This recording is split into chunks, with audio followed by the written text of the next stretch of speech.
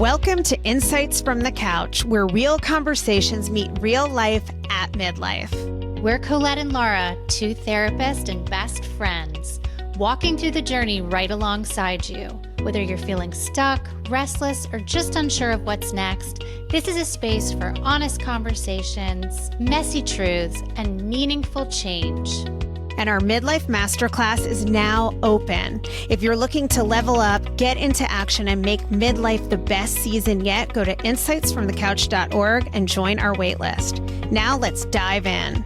Hi guys, welcome back to another episode of Insights from the Couch. Today we're talking going no contact, family cutoffs, and estrangement. It's a hot topic. It's a hard topic. We're going to dive in and tease out what you need to know, when this is necessary, when it can be repaired, and what the real deal is with this phenomenon that everyone from Oprah to the person behind the counter at the grocery store seems to be talking about. And not very happy with therapists these days around this either.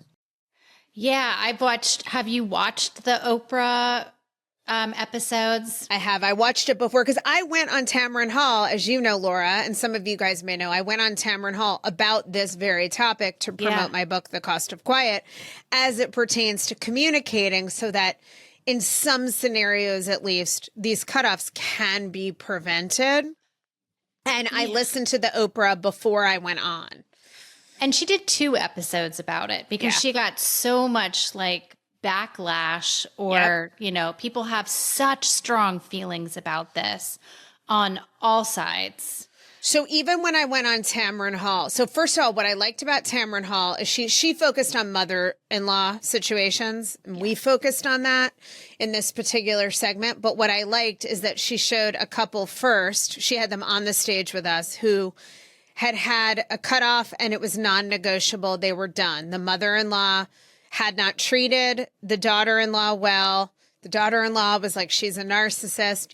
Who knows? The mother-in-law didn't comment or agree to appear on the show. And that couple had decided no matter what, that mother is now never going to have contact with them or their children, no matter what. The second scenario was a couple who had been estranged from the mother-in-law and then actually repaired. And they were determined to cut off, but then the woman had a miscarriage and they reached out and the mother-in-law was able to hear their concerns and adapt, and they've repaired and now they're close. And then the third was someone who loved her mother-in-law, and that was just a feel good. Everybody loved it because, the mother-in-law gets a bad rap, but there is so much on the Oprah show, she had these different authors who have written books specifically about that. And there you could see on that show the parents who have been cut off, which is increasingly happening with Gen Z, right? And sometimes for very little that's happened. Sometimes that's what we really need to say is not every parent who gets cut off is the same. I think we lump them into a big category. If you're getting cut off by your kids, what did you do? Take a look in the mirror and that's always a part of this of taking responsibility for what your side of the street looks like. But we're now in this cultural moment where as a society, we don't tolerate ambiguity, conflict, any kind of tension well. So it's if you're interrupting my peace, or, I just don't get along with you, or you 100%. Make me feel a certain way, I don't want to be in the same room. I'm done with you. You're not good for me. And we don't. Right. I've got to protect my peace. So you're out. You're out. And in doing so, we're eliminating whole segments of family connection, because when the parent goes, sometimes sibling relationships go, cousin relationships go. It's an obliteration of family. So there's some sad stuff here. I agree. And I think this is something to consider that should really be factored in for anybody who's in a cutoff or considering one, that no matter, maybe it's warranted, and we can talk about that because there are cases where it's warranted. And ultimately, that's an individual decision, and it should not be anything a therapist is telling you to do or not do. Just like no therapist should be telling you whether or not you should get a divorce or stay in a relationship. And believe me, everybody, not everybody, but a lot of people want me to answer that question. Like, it is your life. You have to know yourself and your own boundaries, Yes. what's healthy, who is compromising your mental health. So I do want to say that there is a space in which really you may have to, in order to survive and thrive, you may have to say, I cannot allow this person to be in my life anymore because the damage they've done is just too great. And yet there are so many shades between, you make me uncomfortable. I don't like how I feel around you. So I'm done and you're out. And because there is a tremendous ripple effect that you've just spoken to. And what we do know is that psychologically cutoffs create, even if they're warranted, tremendous pain, tremendous wounds. Tremendous pain. A void is left. And when we were in graduate school, we studied, and I know you and I went to the same grad school, but a few years apart, but we studied that there is an intergenerational transmission of cutoffs, which means that if there's a cutoff, and it used to not be common like it is now, that if there are cutoffs in your family at one generation, it tends to be repeated in subsequent generations. So what this comes from is often an inability to tolerate having difficult conversations around things that upset you. It's so much easier. This is why I was brought in to talk about the cost of quiet. It's so much easier to say, oh, I don't want to talk about this. It makes me uncomfortable. I don't want to tell someone how their behavior impacted me. Hold a boundary or ask for a change. So I'm just going to be done with you, not answer your calls, right? I'm going to ice you out when I'm upset with you. Yeah. And in some cases, that is going to be the road back to reconnection. If you're willing to say, hey, when I came to your house the other day and you made fun of my outfit, I'm just making up something stupid. It hurt my feelings. It doesn't feel good to be around you when you criticize me. Are you open to working on that? Instead of, wow, that person sucks. I'm done. And you never answer their calls again. Yeah. I mean, I agree with you on there are really some legitimate reasons for cutoff. Mm-hmm. If you have addicted people and you're that you don't want to be around, if you have people that have verbally abused you, physically abused you, if a person is just a really negative force that you've tried to repair and it just always ends up in the same place. Well, that's the key. That's the key, that you've actually tried to say and ask and express and boundary and share impact, right? That's the key. And then that's just not met, or, you're never going to get your family doesn't approve of your sexuality. We also have there's this whole political impasse in the country now where people are in this strident moral righteousness of this is the right way to think about things. And if you don't think about things the way I do, I can't really even be in the same room as you. So I did a whole article on that actually at the time of the election. Yeah.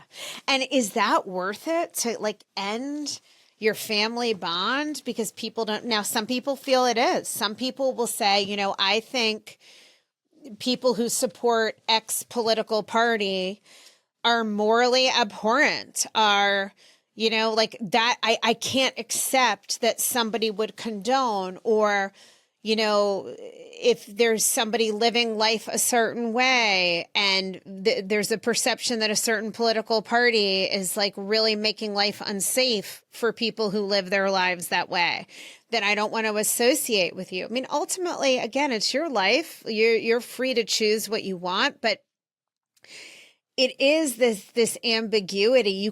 There are so many ways to have boundaries and express yourself and set limits that don't necessarily require the full fallout and wounding that comes from a cutoff. I agree. And we've talked about it before, and we've said that we both support a dial method. if somebody's hard on your nervous system, dial them back. Limit the time you spend with them. Yeah. Limit what you're willing to show up for. There was this really great quote. I'm going to forget what it said, but it's something about like place people where they belong, And it was more eloquent than that, but that's true. Like you don't have to be super close with your crazy Uncle Ed, You can just you can say like that guy's like part of the family. I don't like choose to be around him a lot. Yep. But I'll still show up for Christmas dinner and like say hi. But people get these points of view. And we just did a whole episode on OCPD and like the whole idea of rigidity. And rigidity comes in lots of people. And I feel like this is one of those traits that the more you have like a rigid black and white way of thinking about things are either right or wrong. They're either your way or the other person's way. Yes. You're either in or you're out, or you're either on my side or you're on their side. Because there's a lot of triangulation that happens in families where it's like, well, you guys are triangulating me and I feel left out and I feel like either you're with me or you're against me. So it's like the intolerance of people having things the way they want them to be. I have cutoffs in my own family. I have a cutoff on both sides of my family. My husband's brother is estranged from that side and his wife. And then my brother has estranged from my mom and myself. And it's heartbreaking. It's like a sad state of affairs. And there's some legitimate reasons. Like I'm not. Wait, did your brother do the cutoff or did you do the cutoff from your brother? My brother did the cutoff. From all of you, right? From everybody. And I'm a compassionate person who can put myself in other people's shoes. And I can see like his grievances. I can understand some of what he must feel in certain scenarios. And I've had conversations with him at length about it. But I do see him as another one, as a person who has a really strong personality and has a lot of like very hot takes on the political climate and the world at large. And he like really wants you to see things his way. And if you don't, it's very hard for him to tolerate nuance around that stuff. Yeah. And so he's pulled back. And he can have like, a lot of control in his family with his wife and his kids. And he doesn't get that in the larger family. So he doesn't participate. Oof. And it's the same on the other side. It's people, that's the trait of just like, I can't handle the ambiguity. It's either us or them. It's, Right. And I can't handle and this is what I think we want to encourage, like the dial method. Is really, it's going to work in a lot of scenarios, which is you set your own internal limits. Sometimes that also accompanies making explicit boundaries, but you decide how much you're going to show up for, and your brother, it sounds like, wasn't able to do this. And I think a lot of people, it's easier in a way.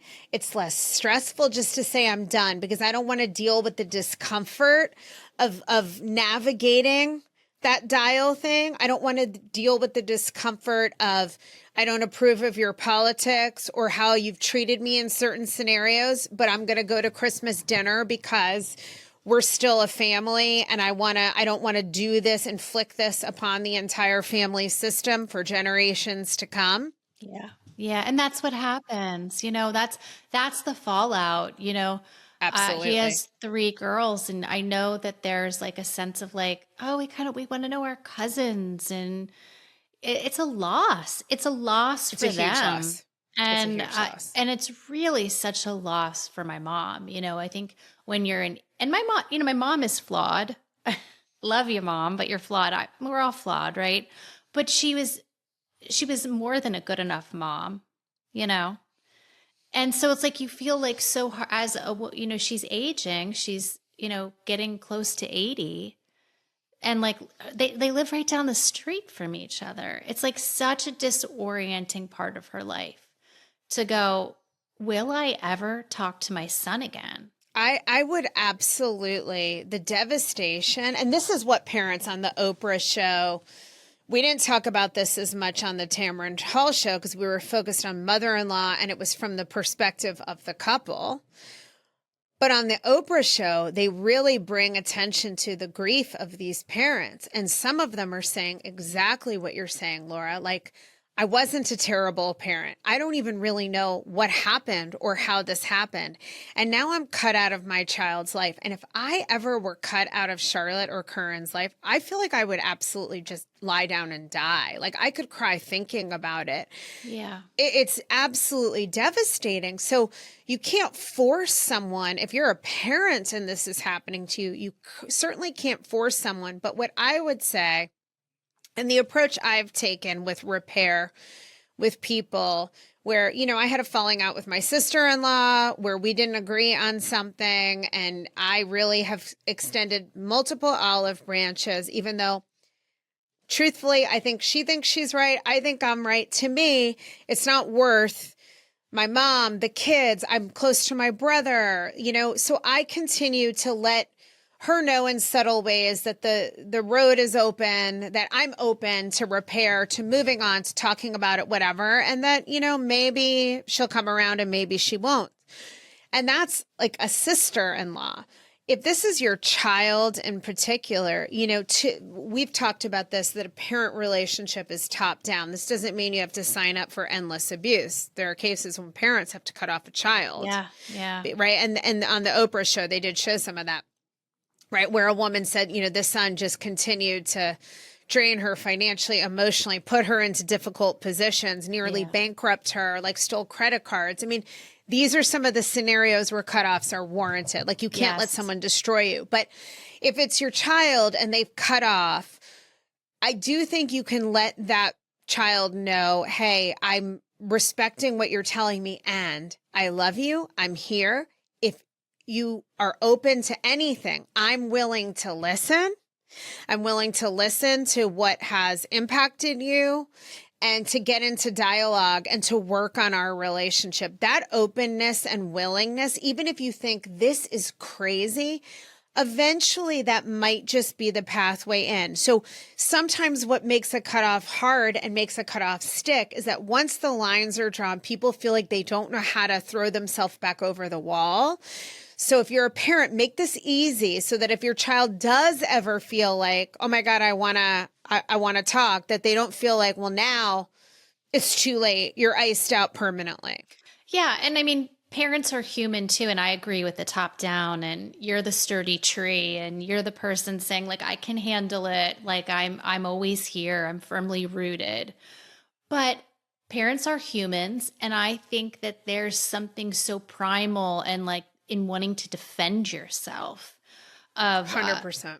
like, you know, and I can see that a lot of parents get into like a very self-righteous crouch of their own of like, this isn't fair. And this is just a bridge too far. And then they get into their own like retracted space. So you're right. Like staying open and being able to extend that olive branch can feel really hard when these things feel so unfair and unwarranted. You're right. And I'm glad you brought that up. It's valid. And it's valid. It isn't fair in those scenarios. Like you have a right to those feelings and dig deep into your ego strength and get beneath the, you know, oh my gosh, your story of me as a parent is so wounding to my pride and my ego. That's very human. And you know, being willing to listen, even if you disagree, to how somebody has seen and experienced you, it is really important. And I think that's the greater good. You know, you can soothe yourself that you know the ways in which you were a good parent. And as therapists, we can tell you, no matter what, every parent's screwing up their child in some way, according to their child. Every kid's going to have some narrative of even of the best parent, you know, but my mom didn't do that. I mean, my daughters, some of the stuff they'll say to me, I'm just like, I can't believe you think that that's how I was during this phase, like about my divorce. Yeah. It's hard to hear. I do want to defend myself.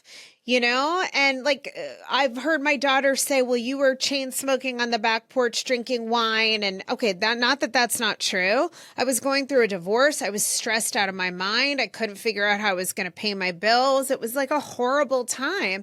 And there was so much more to me. I stood on my head to like go on these field trips when I had these horrible jobs. I had no childcare. Like, I did so much, yet you want to like That's yell the at part you remember. Yeah. right, that I was chain smoking after you went to bed, mind you.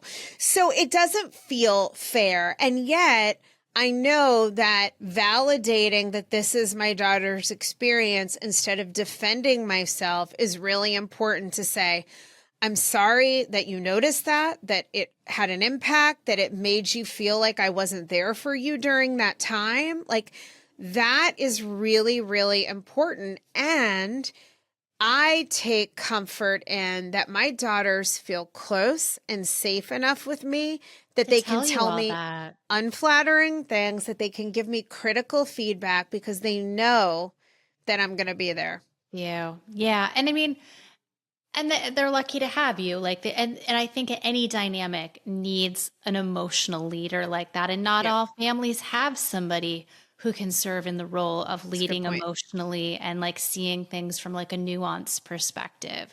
You know, it's like action, counteraction, and then people like get like really solidified into their camps. And I'm worried about our culture at large. I'm worried about, we have an individualistic culture. I mean, America is perhaps one of the most individualistic cultures, and we're just getting more that way. More fractured. More fractured. And if there's anxiety, if there's uncertainty, if there's any of that, like we're going to go deeper into our individualism. Like I'm going to like go on a journey and like I'm going to fix it. And it's like we need each other. We need our families and we need systems and we need networks of support. And this culture just says like, hey, if something doesn't fit, get rid of it. I agree, Laura. It's a dangerous direction to head in. It really is. And I think a cutoff should be a last resort. This is my personal opinion. Everyone doesn't have to agree with me. I agree. I think we know our close relationships are the most important thing in life, not just for like, oh, it feels good to have them. Literally, we live longer when our relationships are close. And family is really important. Now, not everyone is born into a family. There are abuse situations and all of those things. So I'm not dismissing that. But I think it starts with really asking yourself, is this about how wounded and angry and upset I am in this moment?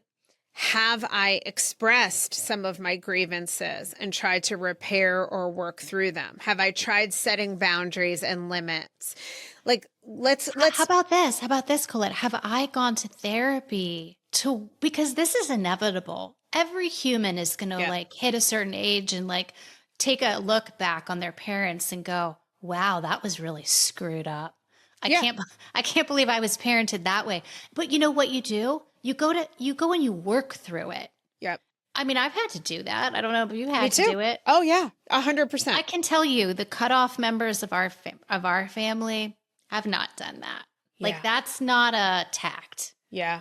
You know, it's not like, let me go get curious and get support and like process through this and see if I can come back in an empathetic, open way. It's like full. Yep. Done.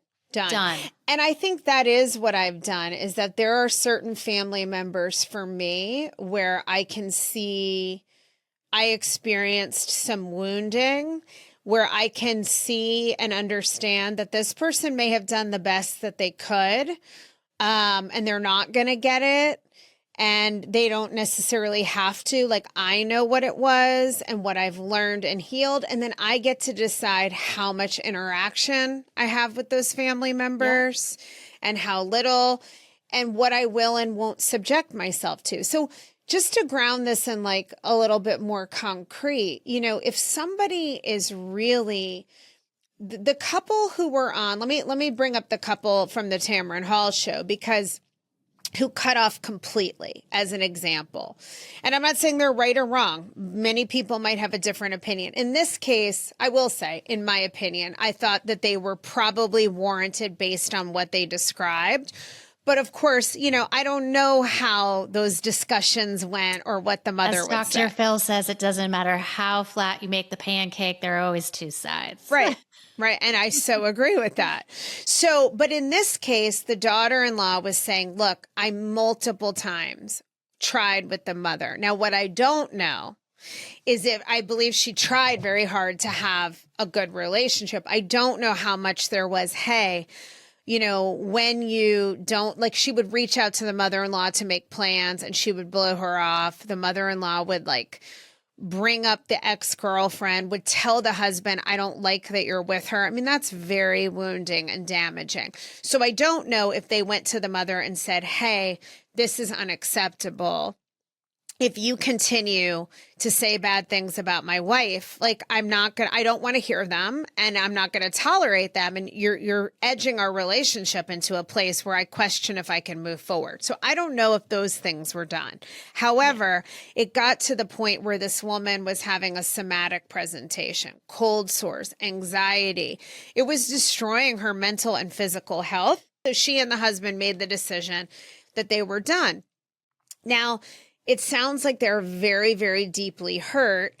And the fact that there's no possibility ever of reconciling, that's the place where, okay, maybe there's no possibility unless the mother came to the table and was willing to hear, hey, I made mistakes and they caused you tremendous harm. And maybe even still, she's kept it an arm's length. But now he doesn't talk to any of his 5 siblings. There's no relationship with the kids, and they're also being punished. So, I don't know what could be possible, but let's explore these situations to see. And I think the biggest thing is, let's not allow our pride, because that creeps in. Once we've drawn a line, people get very, well, I did this and now I got to live by it. And I think it gets hard to come back from. You Yes. have this chasm of years that sets up between people. And then that becomes like a hurt unto itself that's hard to resolve. So it's agree. like whatever the original wound was, now we have this present wound of you really abandoned the situation for years, for decades. It's like, how do you return?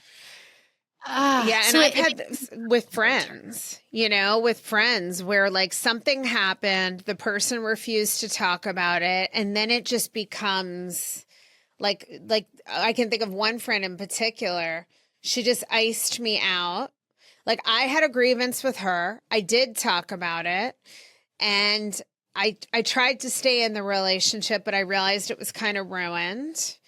And then as a result of that, and I probably didn't handle this in the best way, I didn't show up for something for her that would have caused a lot of effort on my part. And I realized I was so angry and disgusted that I didn't want to be there. Well, when I didn't show up for that, and I didn't really own it, that I made some mistakes. Then she decided to stop speaking to me. And I tried multiple times, hey, even if you don't want to continue to be friends, can we at least talk about it? And she just wouldn't even answer my calls. And actually now I am kind of friends with her, although it's not like what it once was. And I'm okay with that.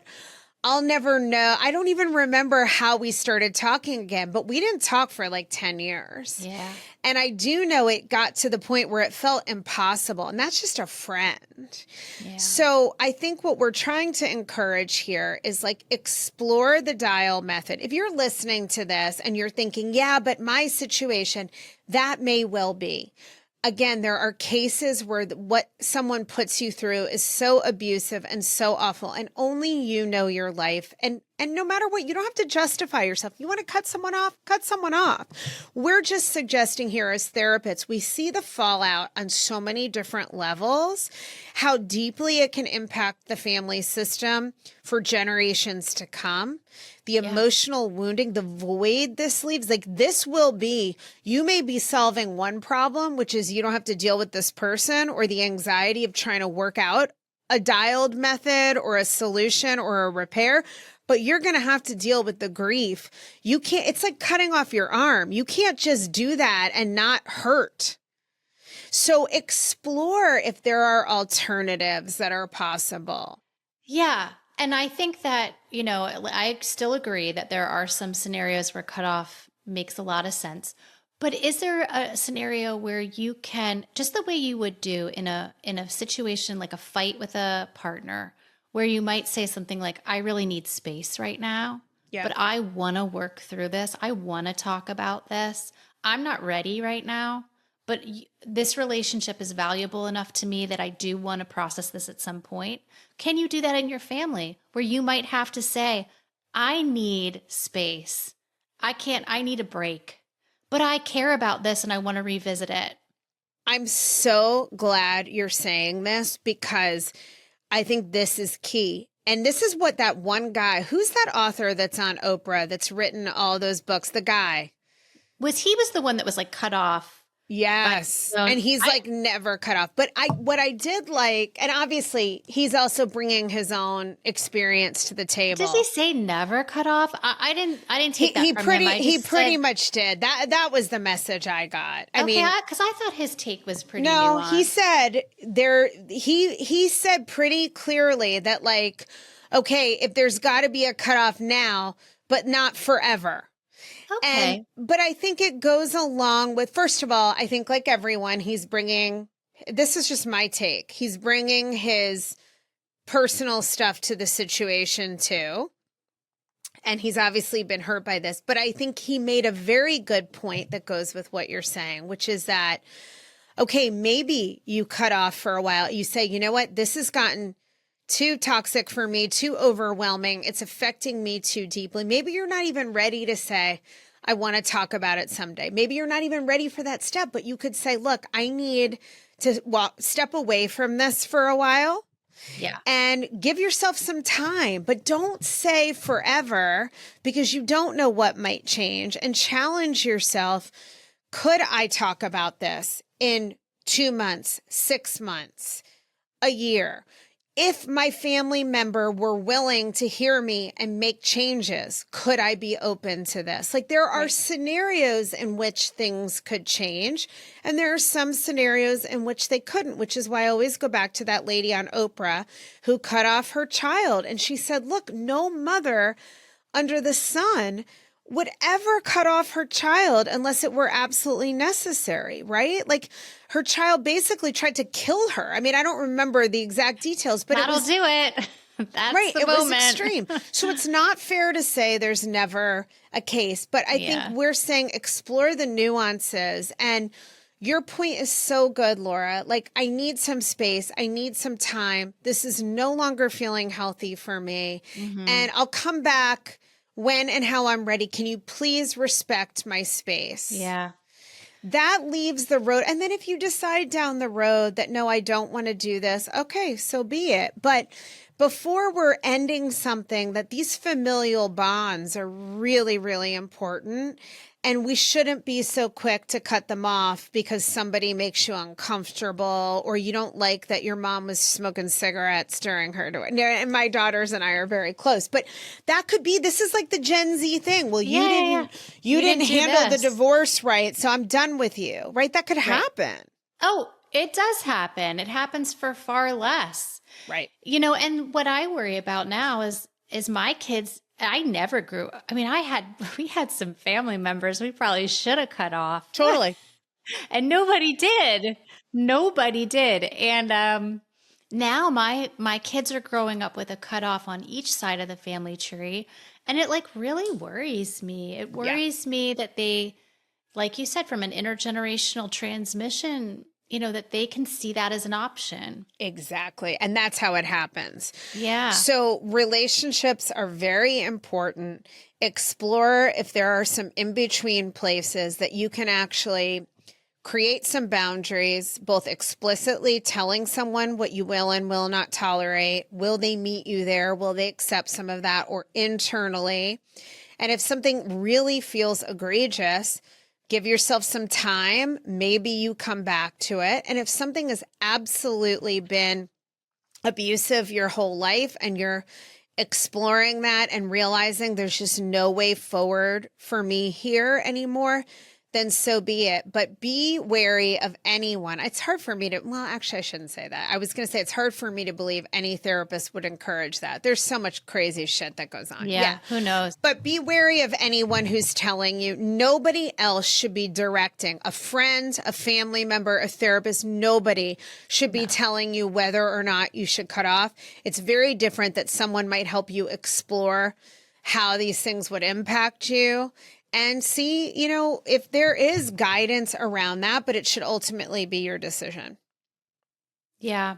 And just to say that if you are cutting off, please go to therapy. And I mean, if you're not already in therapy, Work like through really it. process it. And if you have been cut off, go to therapy. I mean, I think there are a lot of like well-intentioned, but bad parents in the world are so true.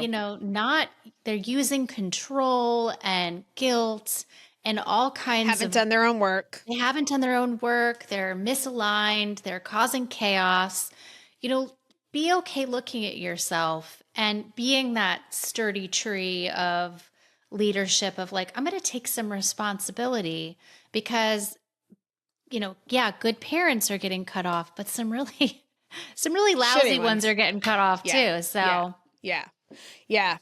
I agree. Yeah. Be willing to hear people's feedback, even if it's hard to hear, even if it hurts your feelings, even though if it doesn't jive with your view of yourself, feedback is really hard. And yet it's a great opportunity to grow.